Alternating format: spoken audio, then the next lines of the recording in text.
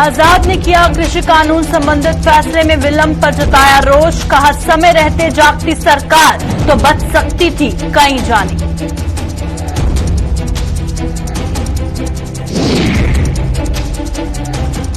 कृषि कानूनों को वापस लेने पर गरमा रही सियासत। विपक्षी दलों ने फैसले को किसानों की जीत दिया करार। किसानों ने किया केंद्र के फैसले का स्वागत।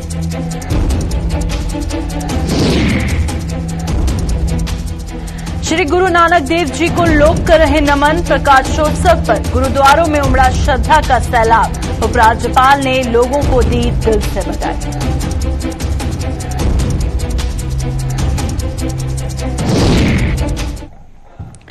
नमस्कार, जम्मू कश्मीर का ये बुलेटिन देख रहे हैं आप और मैं हूं प्रियंका गुप्ता आपके साथ। तो चलिए शुरुआत करते हैं खबरों की।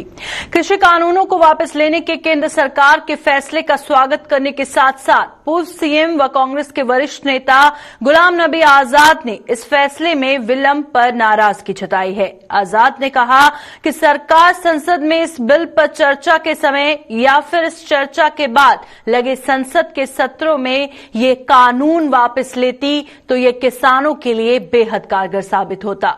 जम्मू में आज एक प्रेस कॉन्फ्रेंस के दौरान आजाद ने कहा कि अगर ये फैसला 1-1.5 साल पहले लिया जाता तो उन किसानों की कीमती जानें जाया होने से बच सकती थी, जो इस आंदोलन के दौरान जानें गंवा चुके हैं। कि जब पार्लियामेंट में चर्चा हुई थी इस बिल पे और उसके बाद 3-4 सेशन और हुए पार्लियामेंट के और इन कानूनों को लेकर भी धरने हुए, वॉकआउट हुए, पार्लियामेंट में चर्चा हुई और तमाम राजनीतिक दल एक तरफ थे इस बिल को सरकार से मांग करने में कि उसे वापस लिया जाए। जब मैं भी लीडर अपोजिशन था तब भी हमने बताया था कि हम लोगों के लिए कानून बनाते हैं और अगर लोग ही इस कानून को नहीं चाहते हैं तो कानून बनाने का क्या फायदा। काश प्रधानमंत्री जी ने और भाजपा की एनडीए सरकार ने अगर ये 2 साल 1-1.5 साल पहले निर्णय लिया होता तो कई जाने जो धरने के दौरान चली गई ठंड में बीमारी की वजह से और सर्दी और गर्मी में, भयंकर सर्दी और भयंकर गर्मी में लाखों की तादाद में किसान दिल्ली के आसपास डेरा डालते रहे सड़कों पर। तो अगर ये किया होता पहले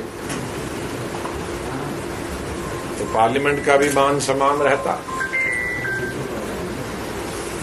इतनी जाने भी नहीं जाती और इतनी लोगों को, बूढ़े, नौजवान, औरतें, बच्चों को तकलीफ भी नहीं होती। किसानों के विरोध और लंबे आंदोलन के बाद आज देश के प्रधानमंत्री नरेंद्र मोदी ने तीनों कृषि कानूनों को वापस लेने की घोषणा की। प्रधानमंत्री की इस घोषणा के बाद देश के साथ साथ जम्मू कश्मीर में सियासत गर्मा गई है। कृषि कानूनों को वापस लेने के फैसले को प्रदेश कांग्रेस सहित अन्य विपक्षी दलों ने किसानों की जीत करार दिया है। वहीं प्रदेश भाजपा ने भी इस फैसले का स्वागत करते हुए किसान नेता राकेश टिकैत पर निशाना भी साधा। पूर्व डिप्टी सीएम कविंदर गुप्ता ने कहा कि राकेश टिकैत अपने फायदे के लिए किसानों को गुमराह कर रहे हैं। वहीं अपनी पार्टी और पैंथर्स पार्टी ने भी इस फैसले को देश के किसानों की जीत बताया है। आज सबसे मुबारकबाद का दिन ये है कि प्रधानमंत्री जी ने ये टीवी पर आकर कहा है कि वो काले 3 कानून जो हैं उन्हें वो वापस लेने वाले हैं आने वाले सदन सत्र में। ये किसान भाइयों का जो कड़ा संघर्ष था उसकी मेहनत का फल है और मैं किसान भाइयों को बहुत बहुत अपनी मुबारकबाद पेश करता हूं और ये सरकार को चेताना चाहता हूं कि लोकतंत्र के अंदर जनता ही जनार्दन होती है और जनता की आवाज को आखिर में सुनना सरकार की मजबूरी भी होती है और सरकार की जिम्मेदारी भी होती है। एक बेहतरी के लिए जो काम किया था शायद जो किसानों के दिलों में या किसानों के दिमाग में जो एक शंकाएं थी उसका निवारण हेतु आज जिस बड़ेपन से भारतीय जनता पार्टी की सरकार ने यह काम किया है, यह स्वागत योग्य है। तो मुझे लगता है कि मिल बैठ करके दोबारा से इन लोगों के साथ, क्योंकि किसान हमारे देश का एक स्तंभ है, तो उसी आधार पर जो काम होगा तो मुझे लगता है शायद उसमें बेहतरी हो पाए। देखिए, राकेश टिकैत जो काम कर रहे हैं वो किसानों के लिए काम नहीं कर रहे हैं, वो ग्रेटा थनबर्ग और मियां खलीफा की जो टूल किट जारी हुई थी उसी आधार पर काम कर रहे हैं। देश में अफरा तफरी फैलाना चाहते हैं, ना तो इनका कोई किसानों से संबंध है। ये बड़े शाहूकार टाइप के आदमी है, ये किसानों का मिसयूज करके उनको हमेशा से गुमराह करते रहे। करता हूं और ये कहना चाहता हूं, ये किसानों की जीत है। ये किसानों ने जो पिछले 1.5 साल से जो आंदोलन कर रहे थे, ये उनकी जीत है। और लगभग 700 से ज्यादा किसान जो है इस आंदोलन में शहीद हो गए हैं। शायद ये दुनिया का सबसे बड़ा आंदोलन है जो इतना लंबा चला है और पीसफुल तरीके से चला है। मैं केंद्र सरकार से ये अपील करता हूं कि ये देर आए दुरुस्त आए वाला फैसला लिया गया है और इसमें किसानों के जो बाकी मांगे हैं, एमएसपी को लेके, बिजली के बिल को लेके, ये सभी जो हैं जो किसानों के हित में जो डिसीजन है वो लिए जाएं। और किसान लोगों को फिर मैं इस बात की मुबारकबाद देता हूं। और केंद्र सरकार ने जो ये फैसला आज गुरु नानक पातशाह जी के प्रकाश उत्सव पे लिया है, क्योंकि गुरु नानक जी ने अपने हाथ से खेती की है। करतारपुर साहब में जिंदगी के लास्ट जो उनके दिन थे वो उन्होंने खेती बाड़ी में की है। और उन्होंने का जो स्लोगन था कि किरत करो, नाम जपो और वंड के छपो। तो मैं समझता हूं कि ये आज फैसला जो केंद्र सरकार ने लिया है, 3 फार्म्स लॉज को वापस लिया जाना जो सरकार ने फैसला किया है, ये किसानों की बहुत बड़ी जीत है, बहुत बड़ी उपलब्धि है।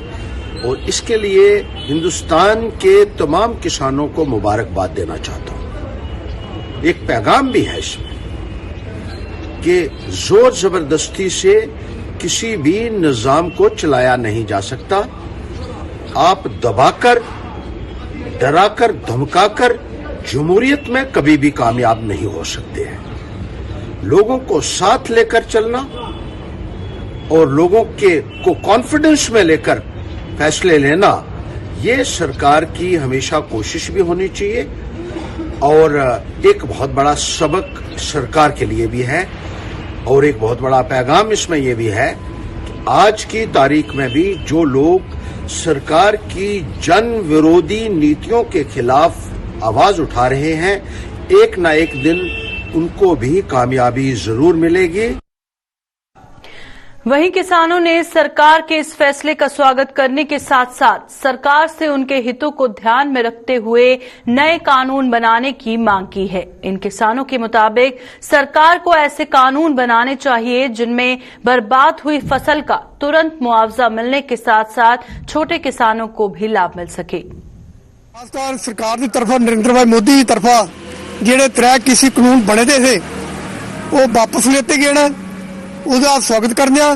ਕਿ ਕਿਸਾਨ ਜਿਹੜਾ ਬਹੁਤ 1.5 ਸਾਲ ਦਾ ਇੱਕ ਐਜੀਟੇਸ਼ਨ ਦੇ ਉੱਪਰ ਬੈਠਾ ਰਹਾ, ਲੇਕਿਨ ਸਰਕਾਰ ਜਿਹੜੇ ਕਾਨੂੰਨ ਵਾਪਸ ਲੈਣੇ ਪਾਰਲੀਮੈਂਟ ਉਸ ਦੇ ਕਾਨੂੰਨ ਬਣੇ ਦੇ ਸੇ। ਅਸੀਂ ਚਾਹੁੰਦੇ ਆ ਕਿ ਇਹਦੇ ਪਰ ਪੂਰਨ ਵਿਚਾਰ ਹੋਣਾ ਚਾਹੀਦਾ ਕਿ ਜਿਹੜੇ ਕਿਸਾਨਾਂ ਦੇ ਹੱਕ ਦੇ ਵਿੱਚ ਕਾਨੂੰਨ ਬਣੇ ਦੇ ਸੇ, ਖਾਸ ਕਰ ਗਰੀਬ ਕਿਸਾਨ ਜਿਹੜਾ ਉਹਦੇ ਹੱਕ 'ਚ ਹੈ। ਲੇਕਿਨ ਚੰਦ ਵਪਾਰੀ ਤਬਕਾ ਜਾਂ ਜਿਹੜਾ ਵਪਾਰੀ ਤਬਕਾ सा वो इसका एजिटेशन में बैठा रहा। जो हमारे प्रधानमंत्री मोदी जी ने जो फैसला लिया, इस फैसले का हम स्वागत करते हैं और हम इसके साथ सरकार को कहना चाहते हैं कि ऐसा कानून लाया जाए जो किसानों के हित में सबसे पहले हो। जो देर आए दुरुस्त आए, लेकिन जो फैसला हुआ इसके फैसले का हम स्वागत करते हैं और हम खासकर सेंट्रल गवर्नमेंट से अपील करते हैं कि किसानों के बारे में सोचा जाए। और हमारे जम्मू कश्मीर की हालात देखिए, जो भी बारिश हुई है अभी तक किसानों को कोई प्रॉपर मुआवजा नहीं मिला है। हम चाहते हैं कि इस तरह के कानून, ठोस कानून बने कि अगर कोई फसल का नुकसान होता है जल्द से जल्द 15 या 20 दिन के अंदर लोगों को मुआवजा मिलना चाहिए। अभी महीना 1.5 हुआ है, किसानों की तरफ कोई सुनाई नहीं, ना ही किसानों को कोई पैसा अभी तक उनके खातों में दिया गया है। जो हम मोदी साहब जी का धन्यवाद करना चाहते हैं जिन्होंने ये कानून वापस लिया है।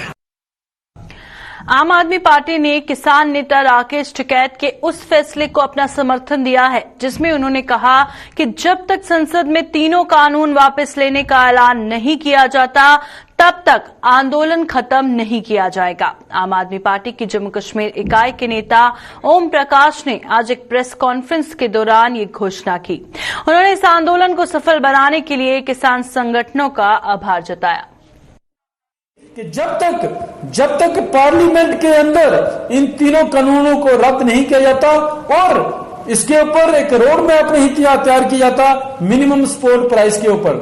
इसलिए आज के दिन किसानों मजदूरों के लिए एक खुशी का दिन है। क्यों कि किसान मजदूरों ने अपनी एक लंबी लड़ाई एक लंबी जदोजहद के बाद सरकार को, इस तानाशाही सरकार को मजबूर कर दिया झुकने के लिए। मेरा क्रांतिकारी सलाम है उन किसानों को और साथ ही साथ उन परिवारों को मेरी संवेदना है जिन्होंने 750 किसानों को इस किसान आंदोलन की आहुति में भेंट किया। श्री गुरु नानक देव जी का प्रकाशोत्सव आज विश्व भर में हर्षोल्लास के साथ मनाया जा रहा है। गुरुद्वारों में आज सुबह से ही श्रद्धा का सैलाब उमड़ना शुरू हो गया था, जहां लोगों ने गुरु के समक्ष शीश नवाकर सुख समृद्धि की मन्नतें मांगी। उपराज्यपाल मनोज सिन्हा ने जम्मू कश्मीर की आवाम को गुरु नानक देव जी के प्रकाशोत्सव पर मुबारकबाद दी। उपराज्यपाल आज जम्मू के बीबी चांद कोर गुरुद्वारा साहिब पहुंचे और वहां माथा टेक कर जम्मू कश्मीर की खुशहाली की कामना की। जम्मू व इसके आसपास के इलाकों में स्थित गुरुद्वारों में भी संगत जहां श्री गुरु नानक देव जी को नमन कर रही है, वहीं रागी जत्थे शब्द कीर्तन के जरिए गुरुओं की महिमा और शिक्षाओं के प्रति लोगों को जागरूक कर रहे हैं।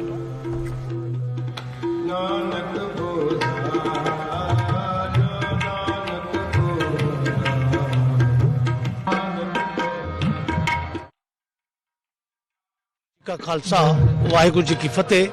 समूह साध संगत ਨੂੰ ਜਗਤ ਗੁਰੂ ਬਾਬਾ ਸਾਹਿਬ ਸ਼੍ਰੀ ਗੁਰੂ ਨਾਨਕ ਦੇਵ ਜੀ ਮਹਾਰਾਜ ਜੀ ਦੇ ਪ੍ਰਕਾਸ਼ ਪੁਰਬ ਦੀ ਲੱਖ ਲੱਖ ਵਧਾਈ ਹੋਵੇ ਅਤੇ ਅਰਦਾਸ ਕਰਦਾ ਸਤਿਗੁਰੂ ਸੱਚੇ ਪਾਤਸ਼ਾਹ ਆਉਣ ਵਾਲਾ ਸਮਾਂ ਇਸ ਵਿਸ਼ਵ ਵਿੱਚ ਸ਼ਾਂਤੀ ਭਰਿਆ ਹੋਵੇ। ਵਾਹਿਗੁਰੂ ਜੀ ਕਾ ਖਾਲਸਾ ਵਾਹਿਗੁਰੂ ਜੀ ਕੀ ਫਤਿਹ। गुलाम नबी आजाद ने जम्मू सूबे के चिनाब रीजन के अधीन आने वाले जिलों में आए दिन पेश आ रहे सड़क हादसों पर चिंता जताई है। आजाद ने इसके लिए जहां सड़कों को जिम्मेदार ठहराया, वहीं तेज रफ्तार को भी उन्होंने इन हादसों का सबसे बड़ा कारण करार दिया। हाल ही में चिनाब रीजन में पेश आए सड़क हादसों में घायल हुए लोगों का हालचाल जानने के लिए जम्मू के जीएमसी अस्पताल पहुंचे आजाद ने कहा कि इस रीजन में सड़कों की मरम्मत से ज्यादा इनके चौड़ीकरण की ज्यादा जरूरत है। इसके अलावा वाहन चालक रफ्तार से गाड़ियां दौड़ाने और ओवरलोडिंग करने से भी बाज नहीं आते, जिन पर नकेल कसने की जरूरत है। आजाद ने इसी दौरान घायलों का हालचाल पूछा और उनके जल्द स्वस्थ होने की कामना की। सड़कें मरम्मत कराने इससे ज्यादा सड़कें वाइड करने की जरूरत है और जो ड्राइवर्स हैं उनको भी अपने स्टीयरिंग पे कंट्रोल करने की जरूरत है।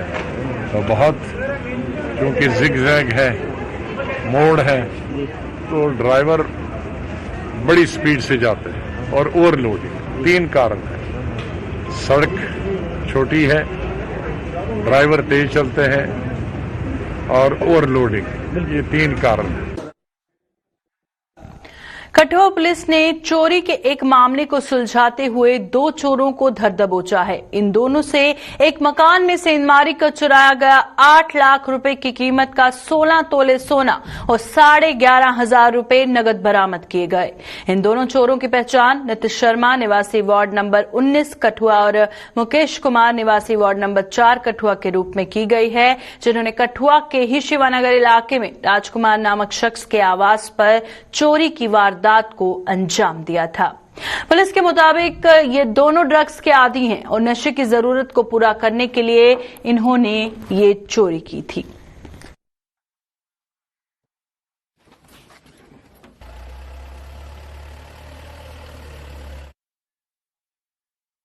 सत्रह तारीख को वार्ड नंबर 19 में शिवानगर जो कॉलोनी है उसमें एक चोरी होती है एक घर में, और जिनके घर से चोरी होती है उनका नाम है राजकुमार।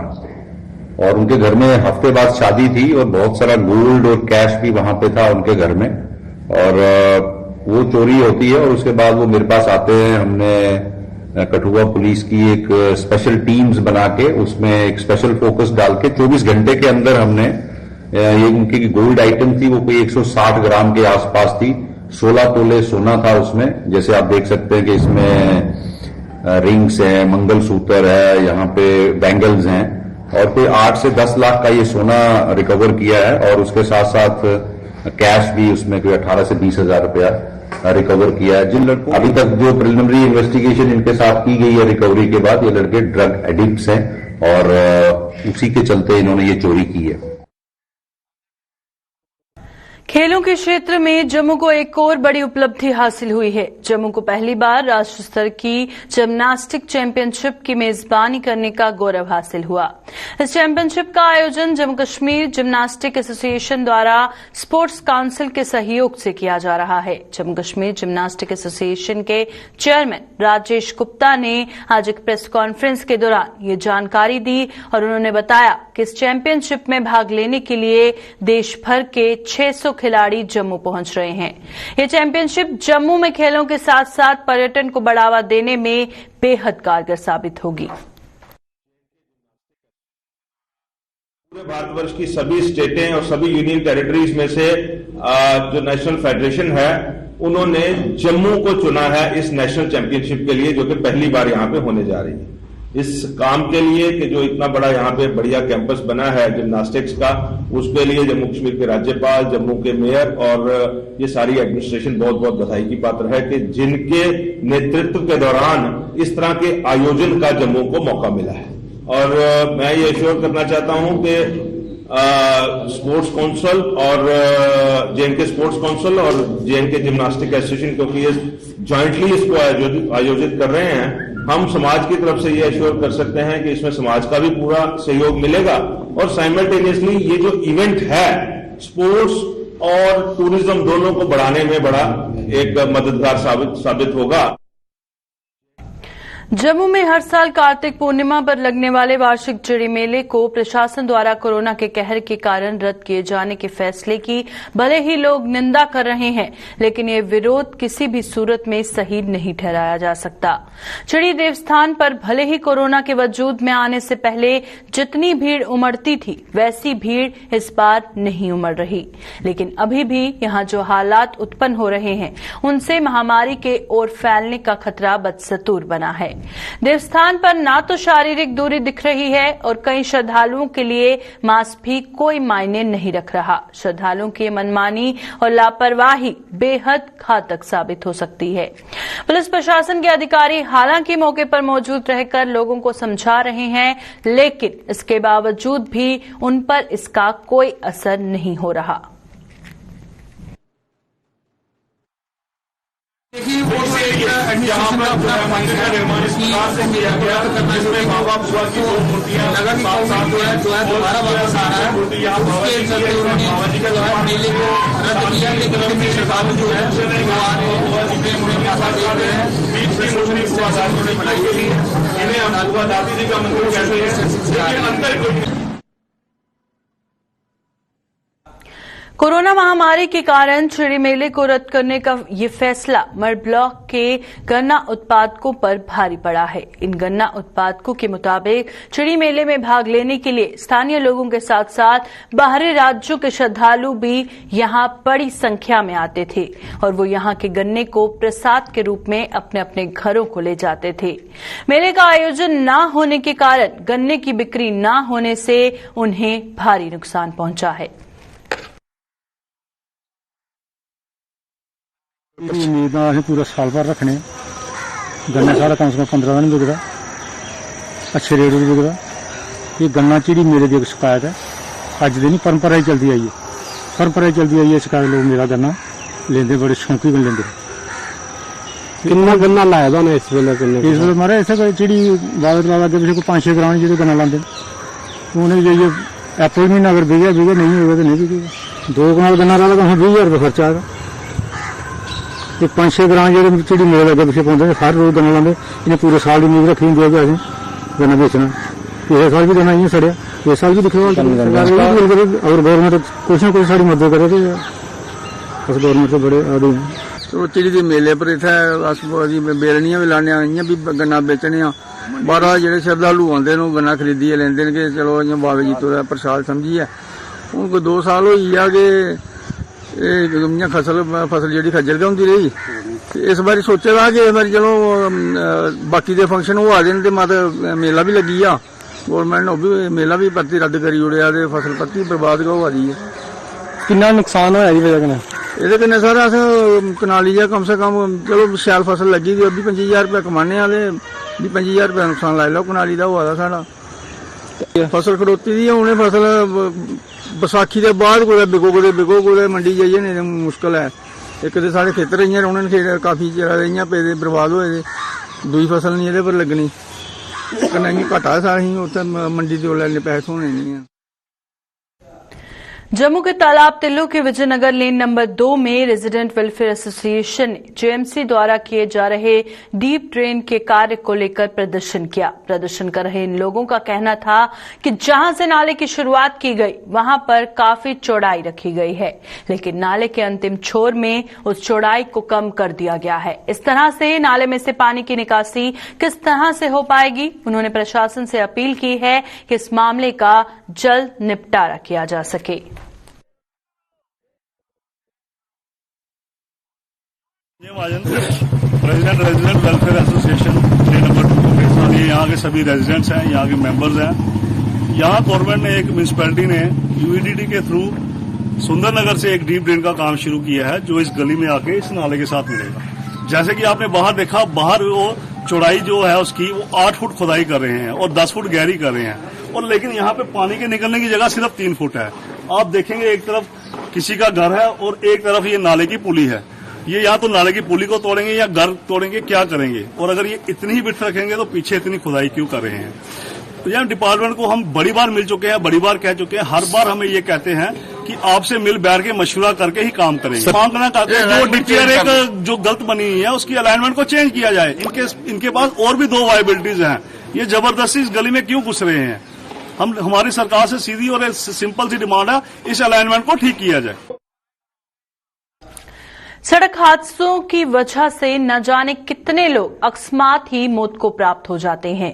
ज्यादातर सड़क हादसे वाहन चालकों की गलतियों से पेश आते हैं और ऐसा ही कुछ देखने को मिल रहा है जम्मू तवी नदी पर बने चौथे ब्रिज पर, जहां पर कुछ गाड़ियों के विपरीत दिशा से आने पर कभी भी कोई बड़ा हादसा हो सकता है।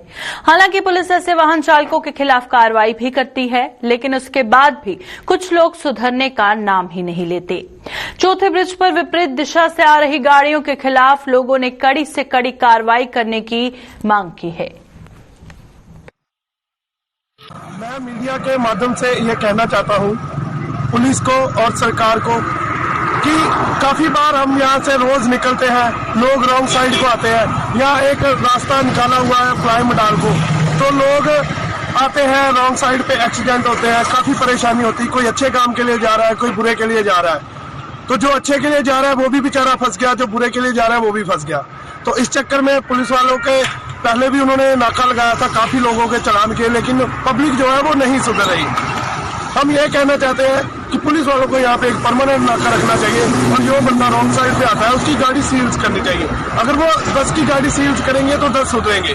देखिए, सबसे पहले तो मैं गुलिस्तान और जेके चैनल का शुक्रिया अदा करता हूं जिसने इस खबर के ऊपर संज्ञान लिया। मैं अरुण मेहरा, वार्ड नंबर 14 भगवती नगर में रहता हूं और मैं यहाँ आए दिनों यहाँ देखता रहता हूँ कि ये जो गाड़ियां यहाँ से जो है 4th ब्रिज से रॉन्ग साइड को जो जाती हैं और जो बीच में कटआउट बना हुआ है, जो रास्ता जो है फ्लाई मंडाल की ओर जाता है, और जो वहां से जो वेयर हाउस से जो गाड़ियां सीधे की ओर आती है उनको काफी मुश्किलात का जो सामना करना पड़ता है। हमने कई बार लोगों से भी गुजारिश की लेकिन लोगों ने नहीं माना। यहाँ मैंने देखा अभी चौक में जो है यहाँ पे कई बार नाका लगा होता है और पुलिस ने बहुत ही कार्रवाई की, बहुत ही स्ट्रिक्टनेस की, उनके कई चलान काटे लोग, लेकिन लोग फिर भी बाज नहीं आए। मैं तो आपके माध्यम से पुलिस प्रशासन से और प्रशासनिक जो अधिकारी हैं उनसे ये मांग करता हूं कि इनकी जो गाड़ियां हैं सीज की जाए।